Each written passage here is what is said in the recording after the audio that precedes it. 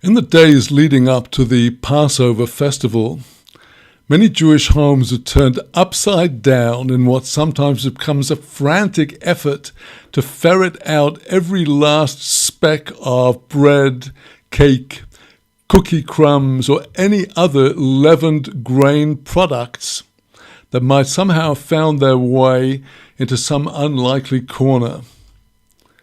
It's unquestionably beneficial to clean and organize our living space regularly, as long as this doesn't become obsessive. Clean and well-ordered surroundings are conducive to the inner order we need to help keep our minds focused on our true goals and purpose in life. But cleaning out the chametz is not mere spring cleaning. It's a physical and spiritual preparation for the joyous peak of the Torah calendar, the Pesach Seder night, when we gather to recount and to re-experience collectively the birth of our people through the miraculous exodus from servitude in Egypt. Not only does the Torah in the book of Exodus, chapter 12, verse 15, strictly forbid the eating of any kind of chametz for the entire Pesach festival, we are not even permitted to retain chametz in our possession, even if we were to keep it locked up and sealed. We're instructed to rid ourselves of all our remaining chametz well before late morning on the eve of the festival.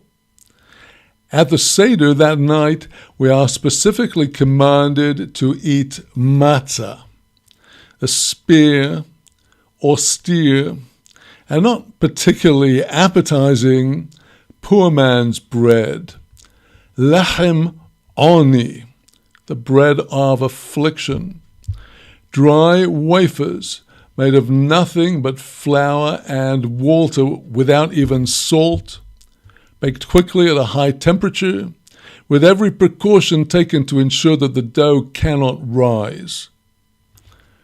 Traditionally, bread was the staple food in many societies, though in our world of multiple alternative foods, many people are less familiar with the luxury of taking a bite into a crusty, tasty, fragrant, well-risen, freshly baked roll or loaf. The enjoyable texture of the bread or cake comes from puffing up the dough with yeast or some other raising agent to make it chametz. Yet as we celebrate the Pesach festival, our festival of freedom, ironically, this luxury is denied to us.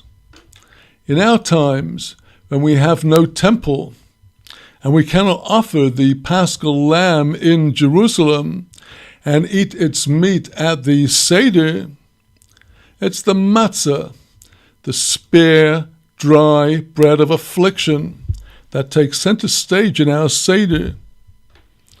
Instead of dining like princes and princesses, we are specifically commanded to eat this bread of affliction, to recall the bread our ancestors ate as they hurried out of servitude in Egypt with no time for their dough to rise.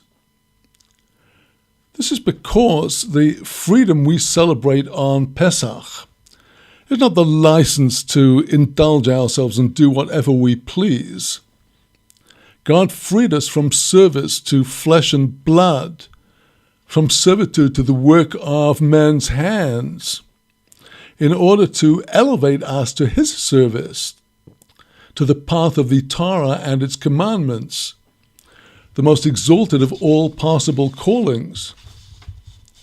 Chametz is forbidden on Pesach because it's emblematic of puffed-up human pride, the rule of the ego, and the quest for self-gratification.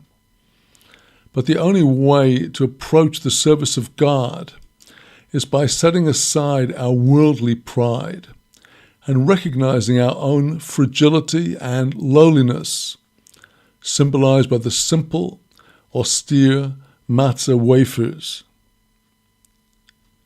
On the evening prior to the eve of Pesach, it's an ancient custom to search our homes by the light of a candle for any remaining physical chametz we may have missed. On the spiritual plane, it's our soul that must search within ourselves for remaining traces of pride and exaggerated self-worth. Thus King Solomon in Proverbs 20:27 called man's soul God's candle, searching all our inner chambers. Most of us have accumulated inner baggage that we need to sort, brush off, or discard. Do we always need to be proven right, to be recognized and acknowledged? Do we take offense when we feel slighted and unappreciated? Do we nurse resentments against other people for things they may have done to us, often long ago?